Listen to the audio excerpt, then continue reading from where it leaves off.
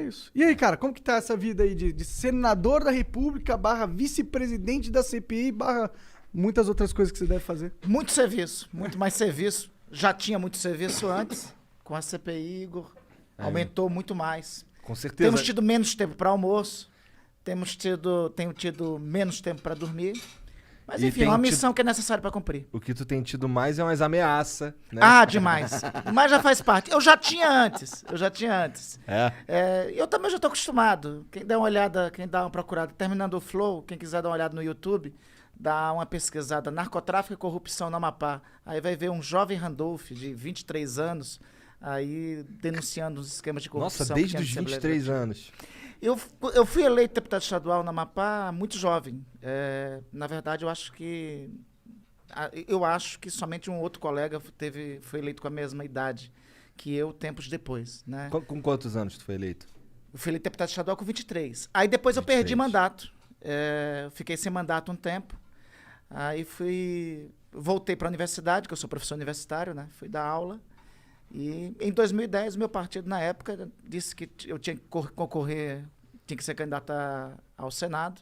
Eu não tinha muita expectativa de vitória. Aí deu zebra, eu tô aqui.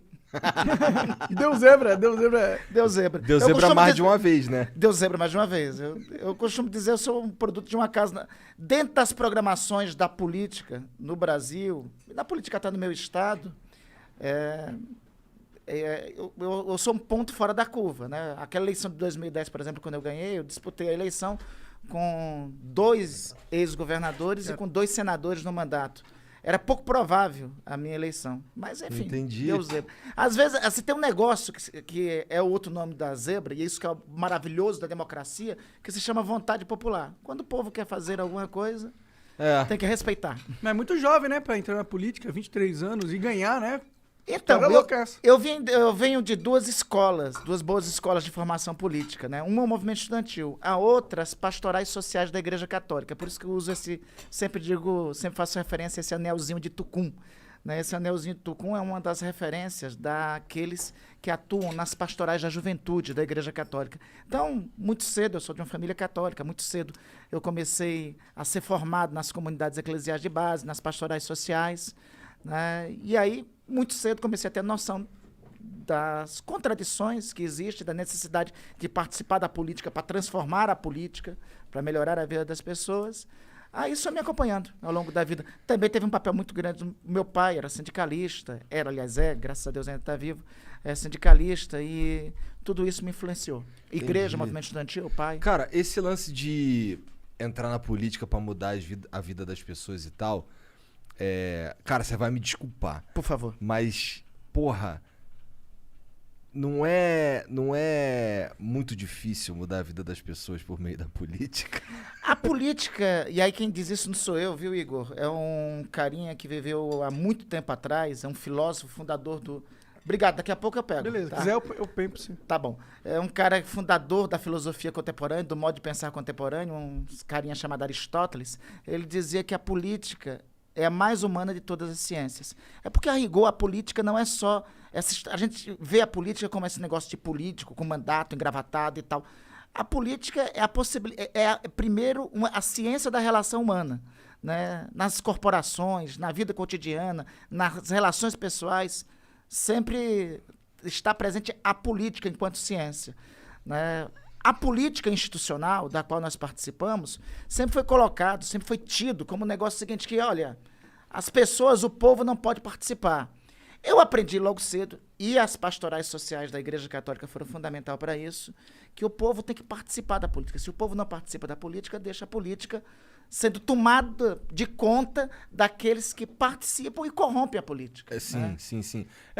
Mas Mas a política, ela pode ser, como você disse, feita fora da política institucional, né? Isso. E eu acho que esse é o problema, que o brasileiro, não é que o brasileiro tá indo não tá virando senador ou prefeito, é que o brasileiro tá cagando pra tudo. Ele só tá se importando com o presente ali e no jogo de futebol, beber. Eu acho que tem circunstâncias, né? Quanto mais nós tornamos... Por exemplo, aqui, estou falando com um público, e talvez o meu desafio aqui, a minha tarefa, seja dizer para as pessoas que a política para ela é acessível, né? Quando o povo se empodera da política, participa, ela transforma a história. Lembremos, a gente tem eleição direta para presidente porque milhões, alguns anos que antecedem a nós, né, resolveram ir para as ruas e conquistar e reconquistar o direito de votar a presidente, né?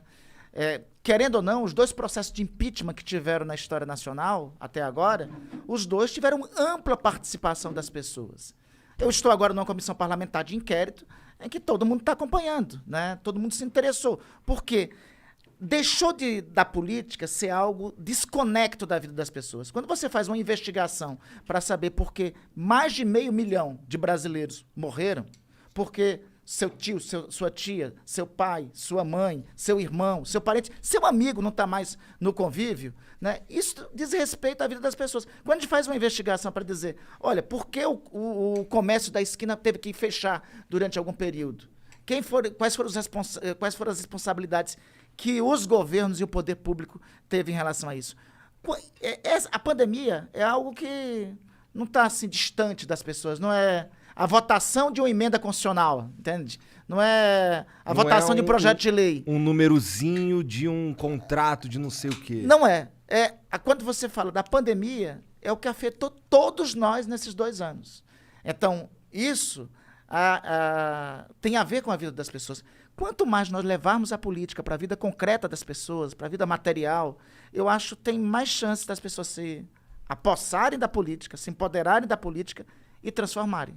Como é que foi feito esse movimento para botar para funcionar a CPI da Covid? Como é que vocês se organizaram? Quem que foi que, porra, bora fazer uma CPI disso aí? Como é que é isso? Deixa eu te dizer, eu fui o autor do requerimento que resultou na CPI, né?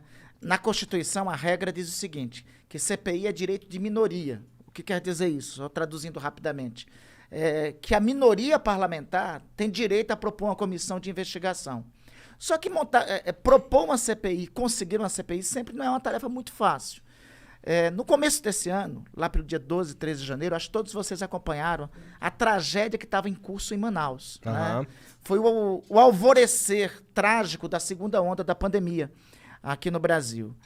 Eu vi aquilo e de imediato disse, olha, a gente tem que tomar uma providência para isso. Qual é a providência? Vamos propor uma investigação.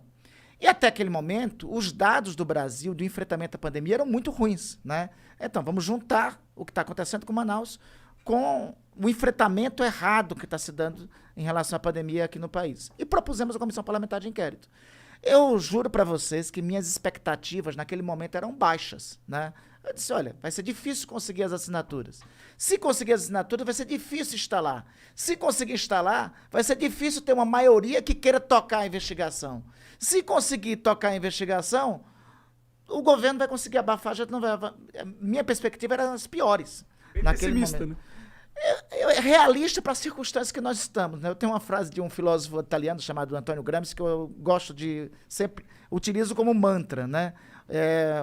Otimismo da vontade, pessimismo da razão. Naquele momento estava valendo mais, Monarca, o meu pessimismo da razão ali para concretizar. Mas a gente conseguiu. Mais cedo do que imaginávamos, em fevereiro nós conseguimos as assinaturas necessárias. Por que você acha que vocês tiveram essa facilidade que você nem esperava? Bom, primeiro porque é o seguinte, a pressão pelo que estava acontecendo no Amazonas, e, assim, os dados da pandemia eram muito graves, né? Isso pressionou os senadores. Segundo, tem um detalhe, o Senado tem algumas diferenças da Câmara, né? A Câmara é mais vulnerável à pressão do governo, né? O Senado, ele, como senador, depende muito do voto majoritário, é que é diferente. O deputado é eleito pelo voto proporcional, ou seja, uma parcela do povo elege. O senador não, pretende do voto da maioria dos cidadãos. Então, ele é mais vulnerável à pressão popular. Eu acho que isso teve um papel... Os congressistas, né? Os senadores. Os senadores, verdade. Os senadores. Desculpa, eu entendi porque o nosso parlamento tem 2 casas, sim, né? sim. A Câmara, que é a Casa de Representantes do Povo, o Senado, que é o caso dos representantes da Federação. Então, acho que isso influenciou para pressionar os senadores a subscreverem, né? E o segundo, a coordenação do governo estava muito frágil naquele momento. E a gente foi conseguindo assinaturas, quando vimos, tínhamos assinaturas. Aí teve resistência para instalar. E aí 2 colegas senadores, o Jorge Cajuru e o Alessandro, foram ao Supremo Tribunal Federal, conseguiram uma medida, e aí isso determinou a instalação da CPI. E depois, na composição da CPI, se constituiu uma maioria que disse, é o seguinte, olha, não, vamos tocar a investigação. Junto com isso, teve mais um outro efeito, né? As pessoas começaram a acompanhar a CPI, a pressionar, a ficar de olho nas senadoras, nos senadores, na atuação. Isso começou a criar uma exigência maior por resultados. Sim, até porque tá tendo ampla cobertura de tudo quanto é lugar. Inclusive, não é nem muito difícil, dá pra ver ao vivo, é fácil, né? Não é... Isso é uma parada que eu acho maneira. Mas, cara, será que vai chegar... Eu sei que não é o papel da CPI em si, mas será que chega um momento que a gente também dá uma olhada como é que foi a coordenação dos governadores? Porque a CPI não pode investigar governador, pode? Não, por CPI no âmbito federal, não, por 2 razões. Primeiro, por força da própria Constituição, que impede. Segundo, por força do regimento do Senado. O artigo 147 do regimento do Senado diz que não pode se constituir comissão parlamentar de inquérito em relação à Câmara Federal, em relação aos governos estaduais. E também porque tem um negócio, assim, que a Constituição define algumas regras. Nós somos, Monarca e Igor, uma república federativa. O que é uma federação? São estados que se associam, abrem mão de sua soberania e mantêm sua autonomia. É por isso que nos estados tem assembleias legislativas e tem ministérios públicos estaduais, né? Então, assim, nós temos que cobrar. No meu estado, deixa eu te contar uma coisa, eu sou oposição ao governador de lá, né? E eu acho que tem muita coisa errada no meu estado. O meu estado foi campeão de operações da Polícia Federal, né? E eu acho que tem muita coisa errada e tem que aprofundar as investigações sobre a atuação do governador do meu estado, sobre o governo do meu estado em relação à pandemia. Ocorre que quem tem que fazer isso é a Assembleia Legislativa e é o Ministério Público Estadual, né? Cabe a cada um de nós, dos nossos estados, dos nossos municípios, cobrar. A quem de respeito tem essa responsabilidade de investigação, né? Entendi. A limitação em relação ao Congresso Nacional é clara, é flagrante, né? E é por isso, essa é a beleza assim, da nossa Constituição e da nossa formatação. Nós temos estados, os estados têm sua autonomia, lá tem assembleias legislativas, lá tem Ministério Público. Nós temos a União, quem fiscaliza a União é o Congresso Nacional, é o Legislativo, é o Senado e a Câmara, e ele que tem que cumprir o papel de investigação. É que eu já vi